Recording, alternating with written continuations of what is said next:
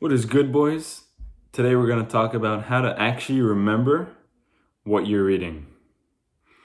And so I know that many of you boys, you're reading self-improvement books like this one, Deep Work, very recommended book that I was reading. And many of you on the road to self-improvement, you're reading self-improvement books and it feels good. You feel comfortable because you're just reading it. You're just opening the pages and you're reading the books, and you think that whatever knowledge you're reading and whatever words you're reading on the page, you're actually going to apply it and you're actually going to use it, and it's actually going to be stored in your brain like very well. I could tell you right now from experience, I've done this for a while. I've read books, self-proven books, and just read them from front to cover, just feeling like I was productive because I read the whole thing, and maybe I'm going to apply whatever I read one day, but I just read it because it feels comfortable. But with everything self-improvement, we have to understand that we don't want to be comfortable. We always want to be pushing our boundaries. If it's easy, you're not doing something right. And so reading itself, if you're already reading self-improvement books, good job, because you're already on the correct path. What I want you to do is to remember actually what you're reading. Take a notebook. I have one right here. I'll show you.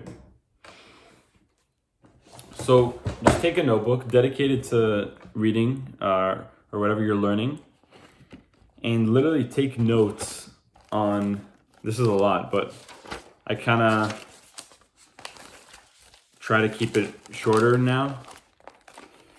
So take notes on the most important things that you're reading. So let's say you're reading the page, pause at the end of the page, chapter, section, and think, what did I learn? And instead of actually taking notes, take notes on the stuff that you would actually apply. Don't just take notes on the random BS that's not important that you're reading about. So actually take notes on how you could apply it, and talk about yourself in the notes. Like, oh, I could use this in my own life by doing X, Y, Z.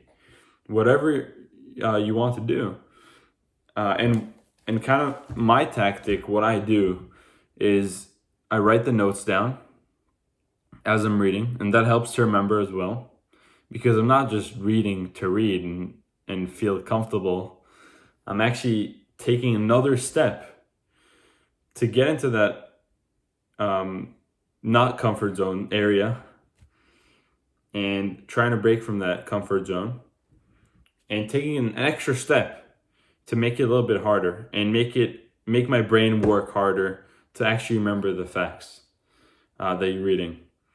And I would suggest going even deeper. This is what I do. So I write the notes, and then like a week after, every week, what I do is I stop.